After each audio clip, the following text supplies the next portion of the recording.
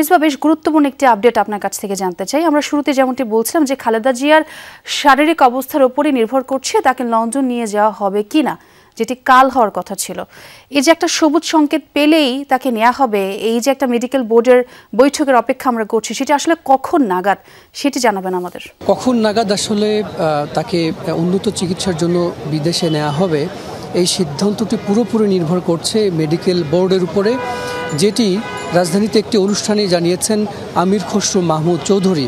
অর্থাৎ আমরা সকাল থেকে এই তথ্যটি জানাচ্ছিলাম যে এয়ার অ্যাম্বুলেন্সের বিষয়টি আসলে কখন আসবে বা খালেদা জিয়াকে বিদেশে নেওয়ার যে বিষয়টি পুরোটি নির্ভর করছে তার শারীরিক অবস্থা এবং সেই অনুযায়ী মেডিকেল বোর্ড যে সিদ্ধান্ত দেবেন সেটির উপরে। আমরা দেখেছি যে কিছুক্ষণ আগে এখানে বিএনপির দু একজন নেতা এখানে এসেছেন, তারা খালেদা জিয়ার স্বাস্থ্যের খোঁজ খবর নিচ্ছেন। জোবায়দা রহমানও এখানে এসে পৌঁছাবার কথা। সব মিলিয়ে আসলে বিএনপির পক্ষ থেকে আনুষ্ঠানিকভাবে সেটি গণমাধ্যমকে জানানো হবে। আমরা যতটুকু জানতে পেরেছি যে আজকে সন্ধ্যায় মেডিকেল বোর্ড বসবে, যেখানে বাংলাদেশের চিকিৎসকদের পাশাপাশি চীন এবং যুক্তরাজ্যের মেডিকেল টিমের সদস্যরাও আছেন, বিশেষজ্ঞ চিকিৎসকরাও আছেন।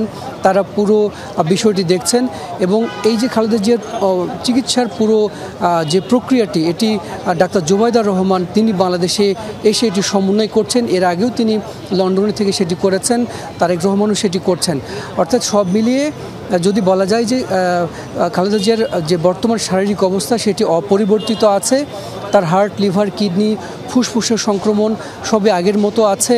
তবে চিকিৎসকরা যেটি আজকে সকালে জানিয়েছিলেন যে কিছু কিছু ক্ষেত্রে, দু একটি ক্ষেত্রে তার একটু একটু করে উন্নতি হচ্ছে, তিনি চিকিৎসা নিতে পারছেন, ওষুধ তার শরীরে কাজ করছে, এমন কিছু আপডেট জানানো হয়েছিল। তবে পুরো বিষয়টি আজকে সন্ধ্যায় গণমাধ্যম এবং দেশবাসীর উদ্দেশ্যে নিশ্চয়ই ব্রিফিংয়ে সেটি স্পষ্ট করা হবে। আর আমির খসরু মাহমুদ যেটি জানিয়েছেন যে এয়ার অ্যাম্বুলেন্স আসলে নয়, বরং মেডিকেল টিম যখন বলবে তখনই আসলে এয়ার অ্যাম্বুলেন্স এসে পৌঁছাবে। আজকে বিকেল নাগাদ বাংলাদেশে একটি এয়ার অ্যাম্বুলেন্স এসে পৌঁছাবার কথা ছিল, সেটি আসলে আসছে না, এটি আমরা ধরে নিতে পারি। কারণ মেডিকেল বোর্ড এখন পর্যন্ত সে ধরনের কোনো কিছু তারা সবুজ সংকেত দিয়েছে বলে সেটি আমরা এখনও জানি না। আর আগামীকালকে তার লন্ডনে রওনা হওয়ার কথা ছিল। লন্ডন ব্রিজ হাসপাতালে তার চিকিৎসার যে বিষয়টি সেটি আগে গণমাধ্যমকে জানানো হয়েছে যে সেখানে তার চিকিৎসার প্রক্রিয়াটি সম্পন্ন হবে। তবে সবার আগ্রহ এবং দেশবাসীর যে আগ্রহ সেটি আসলে এভার কেয়ার হাসপাতাল কেন্দ্রিক।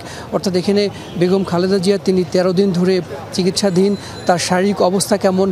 নেতাকর্মীরা সকাল থেকে আমরা এখানে দেখেছি তারা এসে ভিড় করছেন, তারা অনেকে গণমাধ্যমে বিষয়টি জেনেছেন যে বেগম খালেদা জিয়ার শারীরিক অবস্থা কী। তারপর অনেকে ছুটে এসেছেন, এখানে এসে জানার চেষ্টা করছেন, বোঝার চেষ্টা করছেন। এবং একজন বললেন যে আসলে বাসায় তিনি থাকতে না পারে এখানে এসেছেন। যতটুকু মানে তার দৃষ্টিতে যেটি মনকে বুঝ দেয়া, যদিও ভেতরে গিয়ে তাদের পক্ষে খোঁজ খবর নেওয়ার সুযোগ নেই। তো এই ছিল আমার কাছে এভার কেয়ার হাসপাতাল থেকে সব শেষ।